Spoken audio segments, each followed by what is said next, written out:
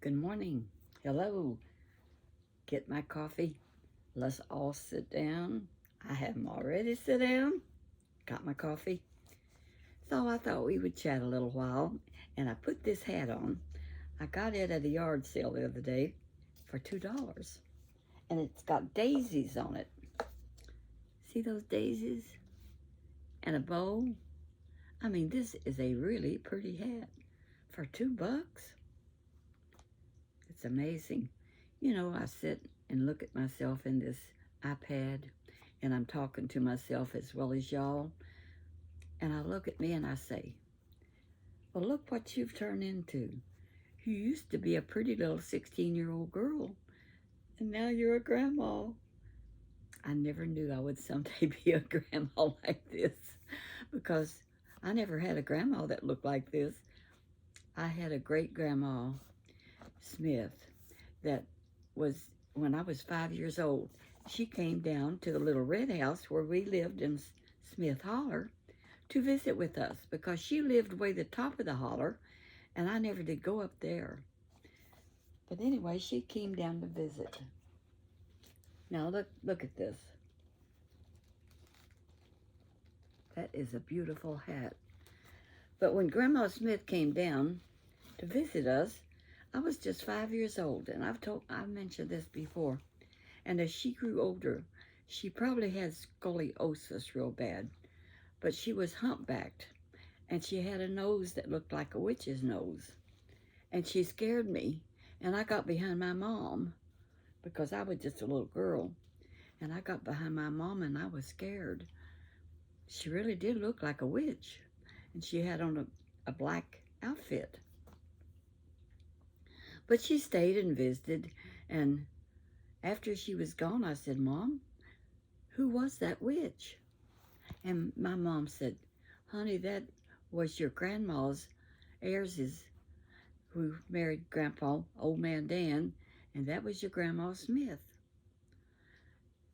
And I just couldn't hardly believe it, that she was my great-grandma Smith. But as a 5-year-old, I did understand. Now, my Grandma Ayres, her daughter, was probably about my size, but she passed away when she was 55 years old, I believe, with heart trouble. She had an enlarged heart, and I was 12 years old. And I was a favorite with her. She used to go down in her cellar, and they had a cellar where they kept their milk and cream and where they made butter. And she would take a cup, and she would dip off the cream off the top of that. And she'd say, here, you drink this. It'll make you strong. And it was pure cream, and it was delicious. I was always hungry. I was stronger because Grandma Ayres saw to it, you know. And when she passed away, I grieved something terrible because I just loved her so much. And Old Man Dan, her husband, was not a nice man. My mom called him Old Man Dan, and that's who he was. But I've mentioned it before. He had a stroke or something, and he was in bed for 2 days, unconscious. And so Grandma had brothers that were Christians, and one of them was a preacher, and his name was Uncle Jake. That was her brother. And he had a friend, and they came and prayed for Grandpa Ayres, and they knelt on their knees, and they prayed around that bed and him out of it and didn't know anything. And they said, we've done all we can do. It's in God's hands. A lot of things have to be left in God's hands, kiddo. And that's what we have to do. There's nothing else to do. I know when we was in church a lot, sometimes the pastor would say, well, bring it to the Lord and leave it there. You know, you've done all you can do. Just bring it to the Lord and leave it there. So that's what we would do a lot of times. So those men said, we've done all we can do. Now we're leaving it with the Lord. And they left. And the next morning, Grandpa Ayres, Old Man Dan, woke up. He was to himself. He said, I'm hungry. So they got him food. And do you know, when he came to, without any help from anybody, he said, I have made it right with God. I am going to be a Christian the rest of my life. His life changed immediately True story. Another miracle. So Grandma, though she died just a short time after that, not long, he was a Christian. He was a changed man. And old man Dan, with the help of the Lord Jesus, changed his ways. And Mom still called him old man Dan. But that's who he was to her. But he was a good grandpa, and he was kind, and we couldn't hardly believe it. He was nice to be around, and he would come visit me after the twins were born and took an interest in them. But he passed away at about 74. But Grandma passed away when she was about 55, and she was a wonderful woman. But see, God took care of it. So old man Dan got saved, but whether he had a stroke or whatever happened to him, I don't know. But God handled it.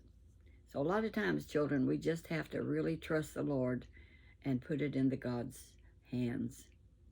And so I pray that way a lot of times, because we have prayed, we have pled with God, we have left it in His hands. Now it's up to Him.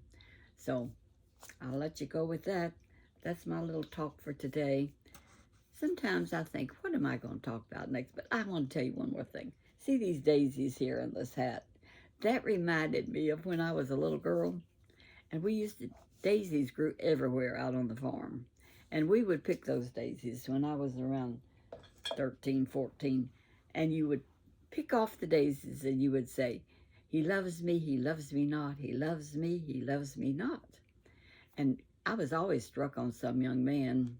When I was in 4th grade, it was Martin McCutcheon. Later on, it was Kent Rippey, and then Eddie Wells. And I remember all those young men that I thought were wonderful. So I would say, he loves me not. And if it come out, he loved me not, it was sad.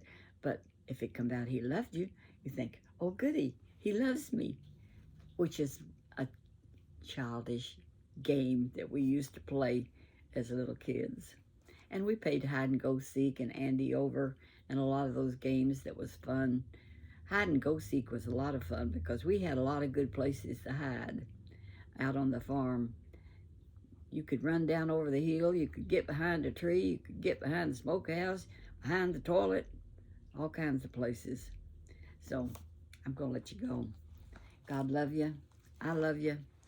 And I'm going to hang up for today. So no matter what the world may say, my Lord's going to make a way. You know, when my kids were in church camp, they sang that song, no matter what the world may say, my Lord's going to make a way. And He does make a way. He does help us. So talk to you later and walk that path where Jesus would be pleased with you. Bye-bye.